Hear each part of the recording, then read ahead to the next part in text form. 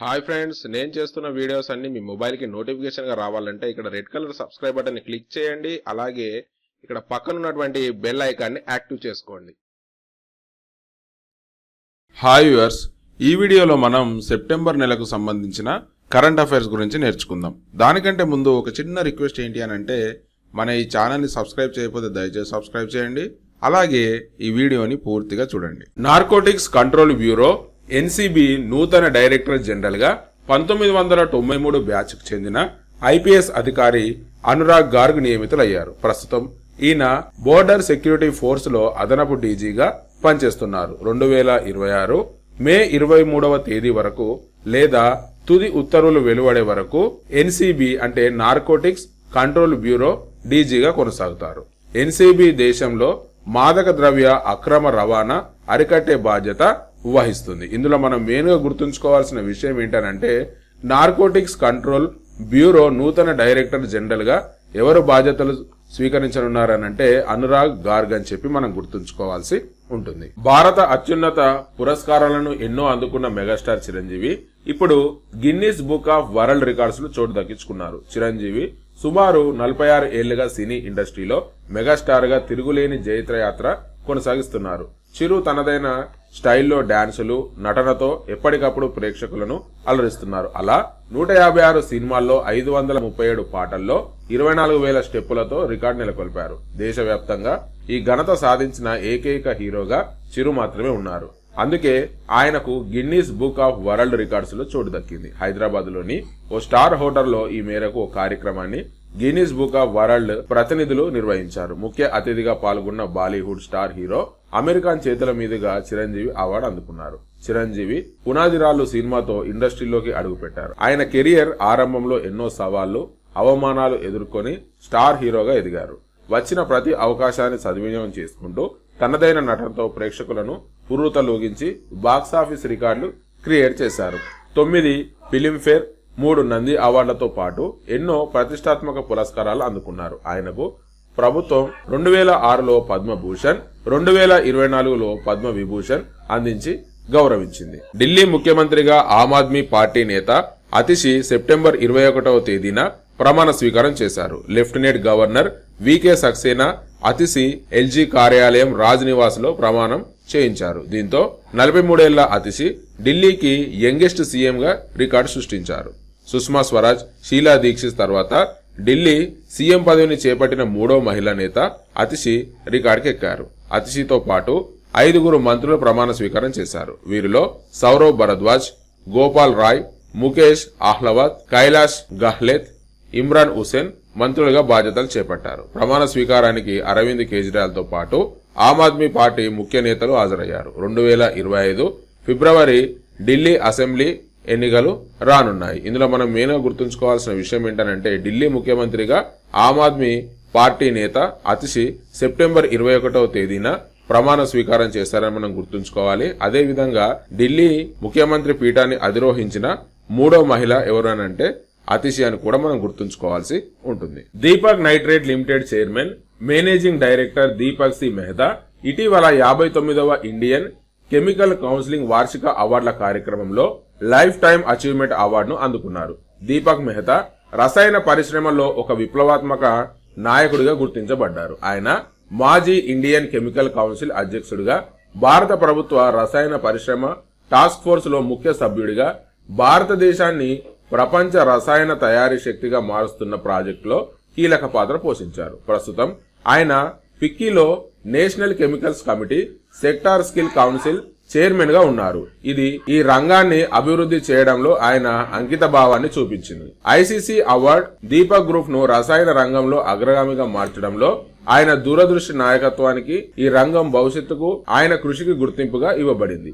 ఆయన నేతృత్వంలో దీపక్ నైట్రేట్ సంస్థ స్థిరమైన అభివృద్ధి, ఆవిష్కరణల ప్రామాణికాలకు అనుగుణంగా అనేక మైలురాళ్లను అందుకుంది. హైదరాబాద్ రాజేంద్ర నగర్ లోని భారతీయ వ్యవసాయ పరిశోధన మండలి శాస్త్రవేత్త జూకంటి అరవింద్ కుమార్ ప్రపంచ మొక్కల జీవ వృక్ష శాస్త్రం పరిశోధకుల జాబితాలో స్థానం సంపాదించాడు. ఈ జాబితాలో 22 మంది భారతీయ శాస్త్రవేత్తలున్నారు.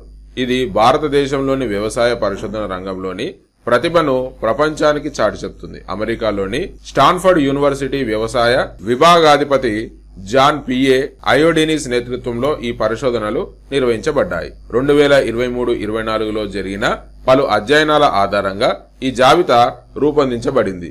నారాయణఖేడ్కు చెందిన అరవింద్ కుమార్ 2012లో ఐకార్లో చేరారు.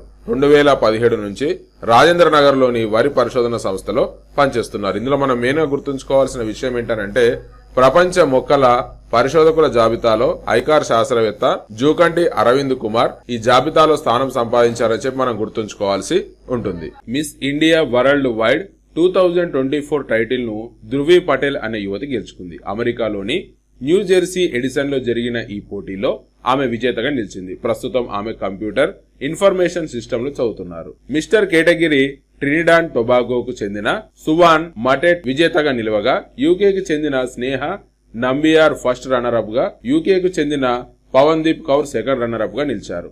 మిస్ టీన్ వరల్డ్ వైడ్ కేటగిరీలో గ్వాడెలోప్ కు చెందిన సియోరా సూరెట్ టైటిల్ దక్కించుకుంది. నెదర్లాండ్ కు చెందిన శ్రేయా సింగ్ తొలి రన్నర్ అప్ గా, సురినామ్ కు చెందిన శ్రద్ధ టెడ్జోయ్ రెండో రన్నర్ అప్ గా నిలిచింది. న్యూయార్క్ కు చెందిన ఇండియా ఫెస్టివల్ కమిటీ 31 ఏళ్లుగా ఈ ఈవెంట్ ను నిర్వహిస్తుంది. ఇండో అమెరికన్లు నీలం ధర్మతా శరణ్లు ఈ ఈవెంట్ ను నిర్వహిస్తున్నారు. The Indian newspaper society అధ్యక్షుడిగా ఎంవి శ్రేయస్ కుమార్ ఎన్నికయ్యారు. సెప్టెంబర్ 27వ తేదీ న్యూఢిల్లీలోని ఐఎన్ఎస్ బిల్డింగ్ లో 85వ వార్షిక సమావేశంలో వీడియో కాన్ఫరెన్స్ ద్వారా జరిగింది. ఈ సమావేశంలో 2024-25 సంవత్సరానికి అధ్యక్షుడిగా ఎంవి శ్రేయస్ కుమార్ ను ఎన్నుకోగా, వివేక్ గుప్తా డిప్యూటీ ప్రెసిడెంట్ గా, కరణ్ రాజేంద్ర దర్డా ఉపాధ్యక్షుడిగా, తన్మయ్ మహేశ్వరి కోశాధికారిగా, మేరీపాల్ ప్రధాన కార్యదర్శిగా ఎన్నికైనట్లు ఇండియన్ న్యూస్ పేపర్ సొసైటీ తెలిపింది. K R P Reddy, Vivek Goenka, Atidev Sarkar, Mahendra Mohan Gupta, I Venkat, Jayant Mammen Matthew executive కమిటీలో సభ్యులుగా ఉన్నారు. ఇందులో మనం మెయిన్ గా గుర్తుంచుకోవాల్సిన విషయం ఏంటంటే the Indian newspaper society అధ్యక్షుడిగా ఎవరు నియమితులయ్యారనంటే ఎంవి శ్రేయస్ కుమార్ అని చెప్పి మనం గుర్తుంచుకోవాల్సి ఉంటుంది. భారత సైన్యపు జట్టు ఇండియా ఓమన్ సంయుక్త సైనిక సాధన ఆల్ నజాకు ప్రయాణించింది. భారత సైన్య దళం 2024 సెప్టెంబర్ 13వ తేదీ నుంచి 26వ తేదీ వరకు ఓమన్ లోని సలాలాలోని రాబ్కూట్ శిక్షణ ప్రాంతంలో జరుగుతున్న ఆల్ నజాహ్ అనే భారత్ ఓమన్ సంయుక్త సైనిక సాధన 5వ ఎడిషన్ కు బయలుదేరింది. ఆల్ నజాహ్ 2015 నుంచి ద్వివార్షికంగా జరుగుతోంది. భారత్ ఓమన్ మధ్య ప్రత్యామ్నాయంగా జరుగుతున్న గత ఎడిషన్ భారతదేశంలోని రాజస్థాన్ లో నిర్వహించబడింది. ఈ సంవత్సరంలో భారత్ ఓమన్ ప్రతి ఒక్కరూ 60 మంది సిబ్బందిని పంపుతున్నారు. భారత జట్టును మోకానిడ్జ్ ఇన్ఫంట్రీ రెజిమెంట్, ఓమన్ రాజు సైన్యం ఫ్రంటియర్ ఫోర్స్ కు ప్రాతినిధ్యం వహిస్తుంది. ఈ సంయుక్త సాధన యొక్క లక్ష్యం సైనిక సామర్థ్యాలను మెరుగుపరచడం, ముఖ్యంగా సంయుక్త నేషనల్ల చార్టర్డ్ యొక్క చాప్టర్ 7 కింద ఉగ్రవాద విభాగాల్లోనూ మెరుగుదల సాధించడం. బాలీవుడ్ సూపర్ స్టార్ అమీర్ ఖాన్ భార్య కిరణ్ రావు తెరకెక్కించిన లాపతా లేడీస్ సినిమా 97వ ఆస్కార్ పోటీలకు అధికారికంగా ఎంపికైంది. భారతీయ చలనచిత్ర పరిషత్ కిరణ్ రావు దర్శకత్వంలోని లాపతా లేడీస్ సినిమాను ఆస్కార్స్ 2025లో ఉత్తమ విదేశీ చిత్రం విభాగంలో భారతదేశం నుంచి అధికారికంగా ఎంట్రీగా ప్రకటించింది. ఈ సినిమాకు దాని సృష్టికర్తలకు ప్రధానమైన సాధనగా నిలిచి దీనిని ప్రపంచ సినిమా వేదికకు తీసుకువచ్చింది. 2025 మార్చి 2వ తేదీ ఆస్కార్ అవార్డుల వేడుక అమెరికాలోని లాస్ ఏంజల్స్ లో జరగనుంది. ఎంపిక ప్రక్రియలో వివిధ భాషల నుంచి మొత్తం 22 సినిమాలను పరిశీలించారు. ఇందులో 12 హిందీ, 6 తమిళం, 4 మలయాళ సినిమాలు ఉన్నాయి. లాపతా లేడీస్ ఈ క్రింది ప్రముఖ చిత్రాలతో పోటీ పడింది: ఎనిమల్, కిల్, కల్కి, 2898 AD, Srikanth, Chandu champion, Joram, Maidaan, Sam Bahadur, article 370, Aattam, all we imagine as time. Srisailam దేవస్థానానికి అరుదైన గుర్తింపు లభించింది. శ్రీశైలం దేవస్థానానికి London world book of records లో స్థానం కల్పిస్తున్నట్లు ఆ సంస్థ దక్షిణ భారత ప్రాంతీయ విభాగపు సంయుక్త కార్యదర్శి డాక్టర్ ఉల్లాజీ ఇలియాజర్ తెలిపారు. సెప్టెంబర్ 13వ తేదీన దేవస్థాన పరిపాలనా భవన్లోని సమీక్షా సమావేశ మందిరంలో ప్రత్యేక సమావేశాన్ని నిర్వహించారు. ఈ సమావేశంలో డాక్టర్ ఉల్లాజీ ఇలియాజర్ సంబంధిత ధృవీకరణ పత్రాన్ని దేవస్థానం ఈఓకు అందజేశారు.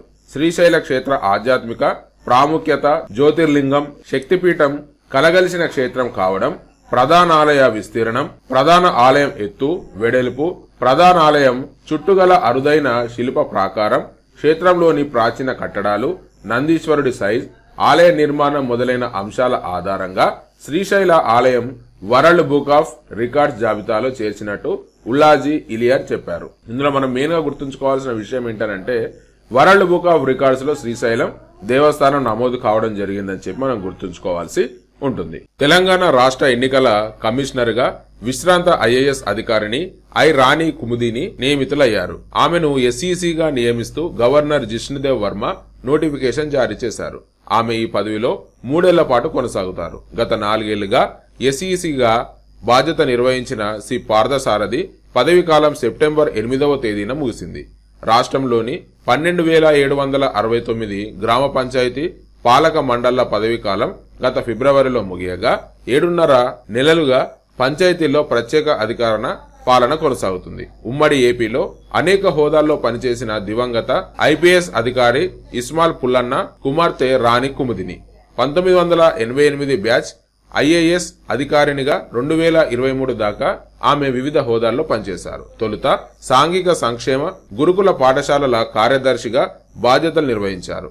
ఆర్థిక శాఖ డిప్యూటీ సెక్రటరీగా పనిచేశారు. అనంతరం రంగారెడ్డి జిల్లా జేసీగా, కలెక్టర్గా విధులు నిర్వహించారు.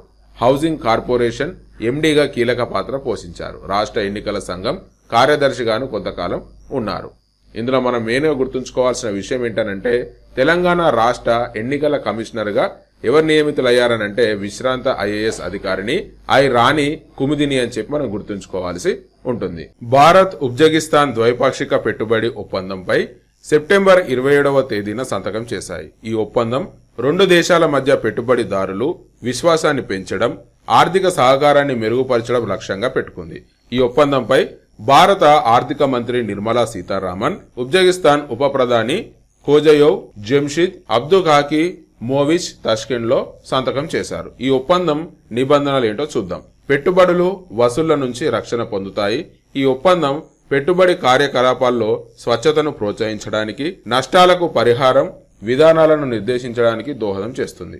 పెట్టుబడులను రక్షించడం ద్వారా ఒప్పందం రాష్ట్రానికి నియమించే హక్కులను కాపాడుతుంది. అందువల్ల కరెక్ట్ విధానాలకు అవకాశం కల్పిస్తుంది. ఈ ఒప్పందంపై సంతకం చేయడం జరిగింది. భారతదేశం ఉజ్బెకిస్తాన్ ఉభయ దేశాల్లో బలమైన పెట్టుబడి వాతావరణాన్ని సృష్టించడానికి పంచుకున్న కట్టుబాటును ప్రతిబింబిస్తుంది. 2024 ఆగస్టు నాటికి భారతదేశం ఉజ్బెకిస్తాన్ లో $20 మిలియన్ విదేశీ నేరుగా పెట్టుబడులను పెడుతుంది. ముఖ్యంగా ఫార్మస్యూటికల్స్, వినోద పార్కులు, ఆటోమొబైల్ భాగాలు, అతిథి సేవల రంగంలో పెట్టుబడులు పెట్టింది. ఇందులో మనం మెయిన్గా గుర్తుంచుకోవాల్సిన విషయం ఏంటంటే ద్వైపాక్షిక పెట్టుబడి ఒప్పందం ఏ దేశాలు చేసుకున్నాయనంటే భారతదేశం, ఉజ్బెకిస్తాన్ అని చెప్పి మనం గుర్తుంచుకోవాల్సి ఉంటుంది. ఏ తేదీన అంటే సెప్టెంబర్ 27వ తేదీన అని చెప్పి మనం గుర్తుంచుకోవాల్సి ఉంటుంది. భారత సైన్యం ఇటీవల తన ఆర్థిక ఆపరేషన్ సామర్థ్యాలను పెంచేందుకు రోబోటిక్ మ్యూల్స్ ను ప్రవేశపెట్టింది. రోబోటిక్ మ్యూల్ అనేది కుక్క ఆకారంలో రూపొందించిన రోబోట్. ఇది కఠినమైన భూముల్లో పర్యవేక్షణ, తేలికపాటి బరువులను రవాణా చేయడానికి సహాయపడుతుంది. 100 రోబోటిక్ మల్టీ యూటిలిటీ లెగ్డ్ ఎక్విప్మెంట్లను ముందడుగు ప్రాంతాల్లో, ముఖ్యంగా ఎత్తైన ప్రాంతాల్లో వినియోగానికి భారత సైన్యం ఇటీవల ప్రవేశపెట్టింది.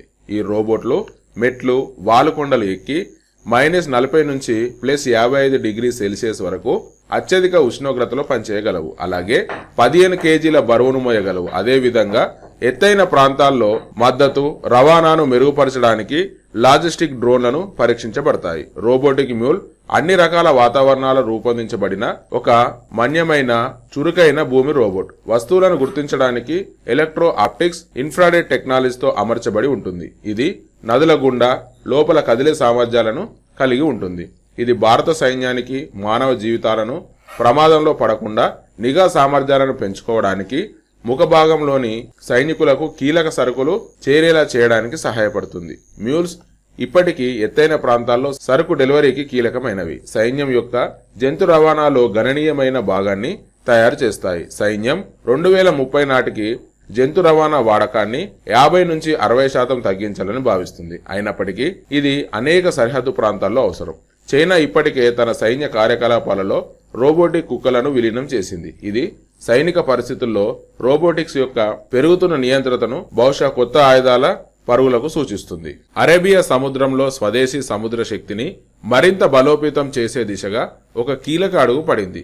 దేశీయంగా తయారైన విమాన వాహక నౌక INS విక్రాంత్ ఇప్పుడు పశ్చిమ నౌకాదళంలో చేరింది. ఈ విషయాన్ని భారత నేవీ సెప్టెంబర్ 20వ తేదీన వెల్లడించింది. దేశ సముద్ర భద్రతకు ప్రాంతీయ స్థాయిలో దేశ ప్రభావానికి చాలా ముఖ్యమైనది. INS విక్రాంత్ ఇప్పటికే అరేబియా సముద్రంలో ఉన్న INS విక్రమాదిత్యను కలిసి బహుళ డోలమైన్ కార్యకలాపాలను నిర్వహించగలవు. అంటే అవి సముద్రం, ఆకాశం, భూమిపై ఒకేసారి కార్యకలాపాలను నిర్వహించి దేశ భద్రతను కాపాడగలవు. ఈ రెండు విమాన వాహక నౌకలు కలిసి భారతదేశం తీరాన్ని రక్షించడంలో కీలక పాత్ర పోషిస్తాయి. అరేబియా సముద్రంలో 2 విమాన వాహక నౌకలు ఉండడం భారతదేశం యొక్క సముద్ర శక్తిని ప్రదర్శిస్తుంది. ప్రస్తుతం 2 విమాన వాహక నౌకలు కర్ణాటకలోని కార్వార్ నౌకాదళ స్థావరంలో ఉన్నాయి. ఈ స్థావరం భారతదేశంలోని పశ్చిమ తీరంలో ముఖ్యమైన నౌకాదళ స్థావరాలలో ఒకటి. రాష్ట్రపతి ద్రౌపది ముర్ము సెప్టెంబర్ 26వ తేదీ లదాఖ్లోని సియాచిన్ బేస్ క్యాంపును సందర్శించారు. ఈ సందర్భంగా ఆమె అక్కడ ఉన్న సైనికులకు ఉత్సాహాన్ని నింపే ప్రసంగం చేశారు. భారీ మంచుపాతం, -50 ఉష్ణోగ్రత వంటి ప్రతికూల పరిస్థితుల్లో మాతృభూమి రక్షణ కోసం మీరు చాటుతున్న త్యాగం, సాహసం అసాధారణం. సైనిక బలగాల సుప్రీం కమాండర్ గా మీ సేవలను చూసి గర్వపడుతున్నానని పేర్కొనడం జరిగింది. ఈ సందర్భంగా ముర్ము సైనిక దుస్తులు ధరించి సియాచిన్ యుద్ధ స్మారక చిహ్నం వద్ద నివాళులర్పించారు. 1984లో జరిగిన ఆపరేషన్ మేఘదూత్లో అమరులైన సైనికుల ఆమె కొనియాడారు. ఈ సందర్భంతో సియాచిన్ బేస్ క్యాంపును సందర్శించిన 3వ రాష్ట్రపతిగా ముర్ము గుర్తింపు పొందారు. అంతకుముందు రాష్ట్రపతులు APJ అబ్దుల్ కలాం, రామ్నాథ్ కోవింద్ ఈ ప్రాంతాన్ని సందర్శించారు. ఈ బేస్ క్యాంపు కారాకోరం పర్వత శ్రేణిలో 20,000 అడుగుల ఎత్తులో ఉంది. ఇందులో మనం మెయిన్ గా గుర్తుంచుకోవాల్సిన విషయం ఏంటంటే సియాచిన్ బేస్ క్యాంపును సందర్శించిన 3వ రాష్ట్రపతి ఎవరనంటే ద్రౌపది ముర్ము అని చెప్పి మనం గుర్తుంచుకోవాల్సి ఉంటుంది. అమెరికాలో 3 రోజుల పర్యటనలో భాగంగా సెప్టెంబర్ 22వ తేదీ న్యూయార్క్ లో భారతీయ అమెరికన్లతో ప్రధాని నరేంద్ర మోడీ భేటీ అయ్యారు. స్థానిక నౌసా వెటరన్స్ కొలాజియం స్టేడియంలో జరిగిన ఈ సమావేశానికి NRIలు పోటెత్తారు. న్యూయార్క్ పరిసర న్యూజెర్సీ నుంచే గాక మొత్తం 42 రాష్ట్రాల నుంచి 13,000 మందికి పైగా సభకు హాజరయ్యారు. అన్ని రంగాల్లోనూ ఇతరులను అనుసరించిన పాత రోజులను దాటుకొని గత 10 ఏళ్లలో భారత్ ఎంతో ప్రగతి సాధించిందని, ఇతర దేశాలకు మార్గదర్శనం వహించే స్థాయికి చేరుకుంది. ప్రపంచ సారథిగా ఎదుగుతుంది. అవకాశాలు ఇంకెంత మాత్రం కోసం ఎదురు చూడడం లేదు. అవకాశాలను సృష్టించుకుంటూ సాగుతుంది. అంతులేని అవకాశాలకు నెలవుగా మారింది. ముఖ్యంగా శాస్త్ర సాంకేతిక పరిశోధనలో ఇతర దేశాలను ముందుండి నడిపిస్తుందని మోడీ పేర్కొన్నాడు. వేదికపై ద ఎకోస్ ఆఫ్ ఇండియా ఆ journey through art and tradition పేరిట 382 మంది జాతీయ, అంతర్జాతీయ దిగ్గజ కళాకారుల ప్రదర్శన ఆద్యంతం ఆకట్టుకుంది. గ్రామీ అవార్డు విజేత చంద్రికా టండన్, గాయక సంచలనం రెక్సా డిసౌజా, తెలుగు సినీ దర్శకుడు, గాయకుడు దేవిశ్రీ ప్రసాద్ తదితరులు వీటిలో పాల్గొనడం జరిగింది. ఆస్ట్రేలియాకు చెందిన లోవి సంస్థ విడుదల చేసిన వార్షిక ఆసియా పవర్ ఇండెక్స్ లో భారత్ 3వ స్థానంలో నిలిచింది. ఆసియాలో అత్యంత ప్రభావం చూపుతూ శక్తివంతంగా ఎదుగుతున్న ప్రపంచ దేశాల్లో భారత్ 3వ స్థానానికి చేరుకుంది. ఈ ర్యాంకింగ్స్ లో భారత్ తన ఆర్థిక వృద్ధితో జపాన్ను అధిగమించింది. ఆసియా పసిఫిక్ ప్రాంతాల్లో ప్రభావం చూపే ప్రపంచ దేశాల ఆధారంగా లోవి ఇన్స్టిట్యూట్ 2018లో ఆసియా పవర్ ఇండెక్స్ ను ప్రారంభించింది. సిడ్నీ కేంద్రంగా ఉన్న లోవి సంస్థ ప్రకారం ఈ జాబితాలో అమెరికా 81.7 స్కోర్, చైనా 72.7తో, భారత్ 39.1, జపాన్ 38.9, ఆస్ట్రేలియా 31.9, రష్యా 31.1 వరుసగా 6 స్థానాల్లో నిలిచాయి. ఆర్థిక వృద్ధి, భవిష్యత్తు సామర్థ్యం, దౌత్యపరమైన ప్రభావం భారత్ ఎదుగుదలకు కీలకమైన అంశాలుగా లోవి సంస్థ పేర్కొంది. కోవిడ్ మహమ్మారి తర్వాత భారత్ అద్భుతంగా పుంజుకుంది. దేశ ఆర్థిక సామర్థ్యం 4.2 పాయింట్ల మేర పెరిగింది. బలమైన జీడీపీ వృద్ధి, అధిక జనాభా వంటి అంశాలు ప్రపంచంలోనే 3వ అతిపెద్ద ఆర్థిక వ్యవస్థగా భారత్ స్థానాన్ని బలపరుస్తున్నాయి. ఇందులో మనం మెయిన్గా గుర్తుంచుకోవాల్సిన విషయం ఏంటంటే శక్తివంతంగా ఎదుగుతున్న దేశాల్లో భారత్ ఎన్నో స్థానంలో నిలిచిందనంటే 3వ స్థానంలో అని చెప్పి మనం గుర్తుంచుకోవాల్సి ఉంటుంది. ఈ జాబితాలో అమెరికా 81.7, పాయింట్లతో ముందు స్థానంలో ఉందని చెప్పి మనం గుర్తుంచుకోవాల్సి ఉంటుంది. దాదాసాహెబ్ ఫాల్కే అవార్డుకు ప్రముఖ సినీ నటుడు మిథున్ చక్రవర్తి ఎంపికైనట్లు కేంద్ర ప్రభుత్వం ప్రకటించింది. భారత చిత్రరంగంలో ఎంతో ప్రతిష్టాత్మకంగా భావించే దాదాసాహెబ్ ఫాల్కే అవార్డు ఈ ఏడాది బెంగాలీ నటుడు మిథున్ చక్రవర్తిని వరించింది. తాజాగా కేంద్ర సమాచార ప్రసార మంత్రిత్వ శాఖ సోషల్ మీడియా ద్వారా ప్రకటించింది. అక్టోబర్ 8వ తేదీన జరిగే నేషనల్ ఫిలిం అవార్డ్స్ ఫంక్షన్లో మిథున్ కు దాదాసాహెబ్ ఫాల్కే అవార్డును ప్రదానం చేయనున్నారు. సినిమా పరిశ్రమకు ఎనలేని సేవలు అందించిన వారికి భారత ప్రభుత్వం ఈ అవార్డుతో సత్కరిస్తుంది. 1976లో చిత్ర పరిశ్రమలో అడుగుపెట్టిన మిథున్ తొలి సినిమాతో జాతీయ అవార్డు అందుకున్నారు. ఆయన సినీ కెరీర్ లో మొత్తం 3 నేషనల్ అవార్డు సొంతం చేసుకున్నారు. తెలుగులో గోపాల గోపాల సినిమాలో టాలీవుడ్ కు మిథున్ చక్రవర్తి పరిచయం అయ్యారు. ఐఎమ్ డిస్కో డాన్సర్ పాట వినగానే వెంటనే మిథున్ చక్రవర్తి గుర్తుకొస్తారు. సుమారు 45 ఏళ్ల క్రితం మిథున్ హీరోగా నటించిన డిస్కో డాన్సర్ సినిమాలోని ఈ పాట అప్పటికి ఇప్పటికి పాపులరే. ఇందులో మనం మెయిన్ గా గుర్తుంచుకోవాల్సిన విషయం ఏంటంటే మిథున్ చక్రవర్తికి దాదాసాహెబ్ ఫాల్కే అవార్డు లభించిందని చెప్పి మనం గుర్తుంచుకోవాల్సి ఉంటుంది. విశాఖ స్టీల్ ప్లాంట్ కు confederation of Indian industry green business centre national energy leader అవార్డును అందజేసింది. హైదరాబాద్ లో జరిగిన కార్యక్రమంలో కేంద్ర విద్యుత్ మంత్రిత్వ శాఖ బ్యూరో ఆఫ్ ఎనర్జీ ఎఫిషియన్సీ కార్యదర్శి మిలింద్ దేవరా నుంచి స్టీల్ ప్లాంట్ ఇంధన నిర్వహణ విభాగం జీఎంకే సుధాకర్ బృందం ఈ అవార్డును అందుకుంది. స్థిరమైన ఇంధన పద్ధతులతో కంపెనీ తిరుగులేని నిబద్ధతను చాటడం ద్వారా వరుసగా 6వసారి ఈ అవార్డును స్టీల్ ప్లాంట్ అందుకుంది. దీంతో పాటు అద్భుతమైన ఎనర్జీ ఎఫిషియెంట్ యూనిట్ అవార్డును వరుసగా 8వసారి సాధించింది. ఇందులో మనం మెయిన్ గా గుర్తుంచుకోవాల్సిన విషయం ఏంటంటే Visakha steel plant national energy leader అవార్డును అందుకుందని చెప్పి మనం గుర్తుంచుకోవాల్సి ఉంటుంది. మీకు కనుక ఈ వీడియో నచ్చినట్టయితే దయచేసి లైక్ చేయండి, షేర్ చేయండి, సబ్స్క్రైబ్ చేయండి. అంతేకాకుండా మీ అమూల్యమైనటువంటి సలహాలు సూచనలను కింద కామెంట్ బాక్స్ ఉంటుంది, కామెంట్స్ రూపంలో నాతో షేర్ చేసుకోండి. థ్యాంక్ యూ అండ్ జై హింద్.